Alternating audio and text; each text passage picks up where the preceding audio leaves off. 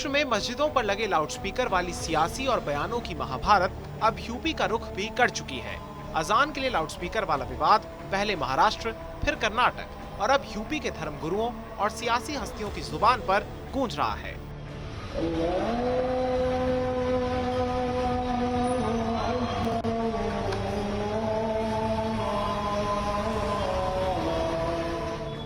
मजहब और धार्मिक मान्यताओं से जुड़े इस मामले में सियासी बयानों ने मामले को और ज्यादा हवा दे दी है। इस मामले में बीजेपी नेता और यूपी के पार्टी प्रवक्ता प्रशांत उमराव ने ट्वीट किया।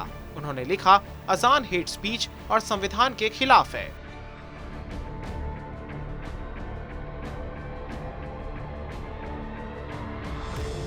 इससे पहले समाजवादी पार्टी के सांसद शफीकुर रहमान बर्क ने इस मुद्दे की टाइमिंग पर सवाल उठा दिए। उन्होंने कहा कि अजान से ध्वनि प्रदूषण नहीं होता, बल्कि ये नफरत की पॉलिसी के तहत किया जा रहा है।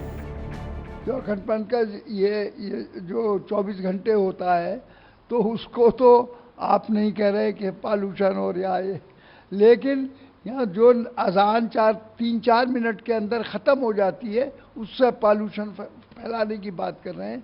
तो ये नफरत की पॉलिसी है, ये नफरत की पॉलिसी नहीं होनी चाहिए।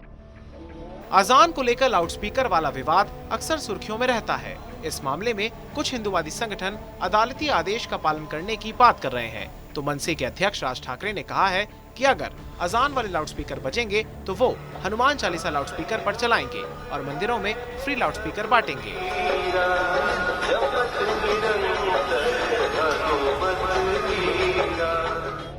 इस बीच यूपी में लाउडस्पीकर से अजान वाले मुद्दे पर ऑल इंडिया सुन्नी उलेमा काउंसिल ने कड़ा एतराज जताया है।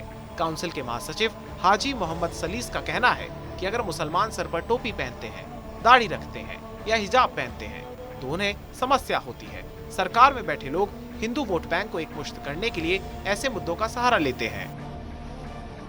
मुसलमानों को ये तय करना होगा कि अब हिंदुस्तान के अंदर जब हुकूक को पामाल किया जा रहा है तो हमें किस तरह से ये सब तो वोट देना और न देना, या तो मुसलमानों को चाहिए कि पूरी तरह से हिंदुस्तान के इलेक्शनी माहौल से अपने को कतई अलग कर लें कि हमें वोट देना ही नहीं है।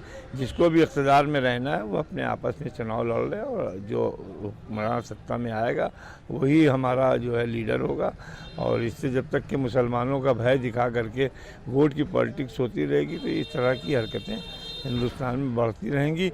और यहाँ तो ये हाल हो गया है कि अब दाढ़ी रख कर टोपी लगा करके चलना भी मुहाल हो रहा है, मॉब लिंचिंग भी हो रही है, हिजाब पहन कर भी चलना मुहाल हो रहा है। हम क्या खाएं क्या ना खाएं इस पर भी उनकी निगाहें लगी रहती हैं और सिर्फ इसका मकसद ये है कि बनाम हिंदू तमाम वोटों को यकजा करके बरसरे इक़्तिदार बने रहना चाहते हैं। आपको बता दें कि ये विवाद महाराष्ट्र से शुरू हुआ था। मनसे प्रमुख राज ठाकरे ने कहा था कि मस्जिदों में लाउडस्पीकर का इस्तेमाल बंद करें। ऐसा ना होने पर हनुमान चालीसा का पाठ लाउडस्पीकर पर करवाया जाएगा। इसके बाद हिजाब विवाद को लेकर चर्चा में रहे कर्नाटक में कई हिंदूवादी संगठनों ने मस्जिदों में लाउडस्पीकर बंद करने की मांग कर दी। सवाल ये है कि जब मजहबी मामलों को लेकर टकराव हो तो भड़काऊ बयानों की आग से नहीं, बल्कि संवैधानिक, कानूनी और सामाजिक स्तर पर विवादों को सुलझाया जाना चाहिए।